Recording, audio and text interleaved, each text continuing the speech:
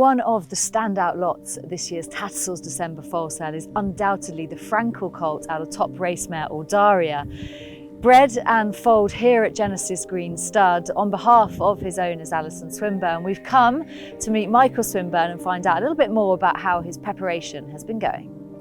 Well, a Frankel colt out of Audarya very much speaks for itself, but great to see that the physical matches up in person. He's a lovely, big, strong colt. Just tell us a little bit about how his development's been. Well, the first thing really was his colour.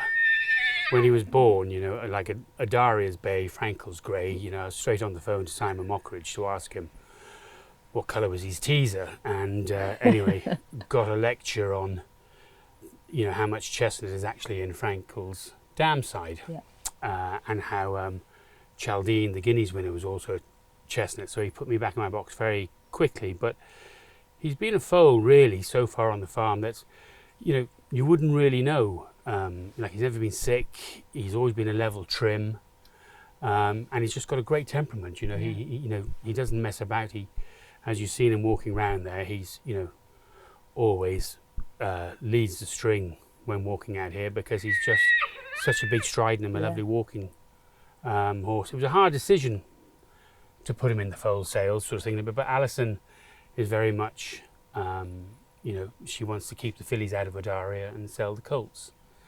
And, you know, just because he's always a nice foal. And, you know, I said to Alison early on, I said, look, you know, this is actually a belter of a foal sort of thing, you know, would you consider the foal sales? Because, you know, he'll probably be a standout and hopefully he will be. It certainly looks that way, and he was remarkably chilled with the cameras on him and new people in his field, and he's just, the way he covers the ground and has his ears pricked, he's got a very intelligent look about him. Well, I think both parents, you know, Frankel's noted for a good temperament, and Wootton Bassett's, you know, all they want to do is win. Yeah. You know, like you speak to trainers about him, and you know that's the, you know, the quality that they say he has more than anything else is just the will to win. And this is probably, you know, the first Wootton Bassett that's been to Frankel, which I think is very interesting in the fact that Coolmore bought Wootton Bassett to go to, you know, the Galileo mares. So Alison's basically done the opposite, where she sent a Wootton Bassett to the best son of Galileo around, which is Frankel. So really it's a pretty obvious mating, and it's just so pleasing to see, you know, the result we got from it. And you know, the other interesting thing is the sister, the Dubarwi, who's gone to James Franshaw, which Alison's kept. You know, they're chalk and cheese. She's a strong butty Dubarwi, whereas this fella has a great frame, great bone. You know, he's going to sort of come to the fore later on, I would have thought. I was going to ask, which sort of parent has he thrown to, really? Is he more Frankel, or do you, having had the close dealings with Audarya, do you see much of her or her sort of temperament as well? I think temperament-wise, it's got to be Audarya. She's so laid back. And, you know, to do the travelling she did and stuff, is, you know, it was a great attribute of hers. It's hard to say who she sort of looks like because Frankel usually throws to the mare, but you know, this is you know, chestnut sort of thing that, you know, you'd wonder sort of where it comes from. But you know, she's got Audarya's strength, you know, from Wootton Bassett, and probably the temperament of her, you know, as well as both parents. So we're a couple of weeks away now from the December foal sales. What does his programme look like now for the next couple of weeks? Well, they're fed in the morning, turned out in these paddocks after that, and walked late morning, then come in for a lunchtime feed, and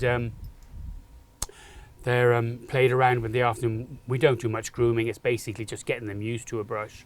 So he's very much in the raw at the moment. I'd like to think he'll polish up a bit. But condition-wise, I'm very pleased with where he is. And you've had some lovely horses through here, Michael, but when you get a sort of standout and a star like this, does it add anything different for you, kind of pressure-wise or excitement-wise, when you take a draft with a kind of a star in like that?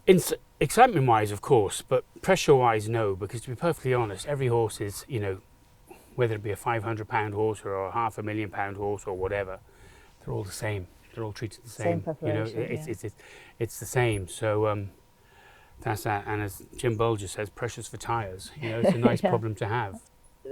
We've seen how relaxed he is today. Do you think he's a horse that will thrive? And sometimes when they get up to the December foal sales, it can be quite overwhelming for them. Do you think he's a horse that will thrive for the experience? I think he'll take it in his stride. Yeah. You know, he's very laid back horse. You know, I'm sure he's going to get a lot of attention. He's not your whiz bang 2-year-old type. You know, he's going to be a classic type horse later on. He's got a great frame, as you can see, good bone, great hip, good depth. So he's a horse that's going to, probably the older he gets, the better he gets. And so will the full team be there on the day for the sale? Oh yes, I think Alison's planned her year around this basically, and it's always a bittersweet time, really. Like they're like your children, really, sort of thing a little bit. But it's hopefully he finds a nice home, and hopefully he goes on and does something for the mare, because she's such a sweetie too. She deserves to have a good one. Best of luck with him. Thank you.